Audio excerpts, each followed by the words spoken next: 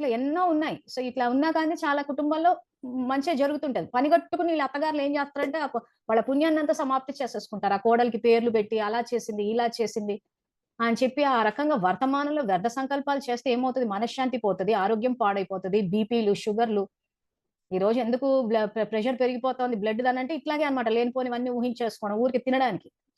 మన చేతిలోకొచ్చి అన్ని చేతికే అందిస్తుంటారు. వయసు దాటిపోయాక అత్తగారి పోస్ట్‌కొచ్చారంటే ఇంక చాలా మటుకు అన్ని చేతికి అందివ్వాలని చేతికే ఇస్తూ ఉంటారు. సో, అది లోకువైపోతోంది. ఏమంటే నా control, control, control. Sugar start అయిపోతది. సో, మన పుణ్యాన్ని మనమే సమాప్తి చేసుకుంటున్నాం గదా! ఇంక స్నేహము, సంయోగం ఎక్కడుంది? కోడలి పట్ల గాని, కుటుంబ సభ్యుల పట్ల గాని, పొద్దంతా మన వయస్సు చూసుకోవడానికే సరిపోయింది. నేను వయసులో పెద్దదాన్ని, పెద్దదానికి గౌరవం లేదా? నాకిలా పెట్టారా, అలా పెట్టారా, అలా మాట్లాడారు, ఇలా మాట్లాడారు, పొద్దంతా వయసు చూసుకోనికే సరిపోతుంది. ఆత్మిక స్థితి ఎక్కడుంది? సో, ఈరోజు కరెక్ట్ రికార్డింగ్ జరిగి, ఏ వయసులో ఉన్న ఆరోగ్యంగుండి, సంబంధాల పరంగా సుఖాన్ని అనుభవించాలి అనంటే, ఆత్మిక స్థితి.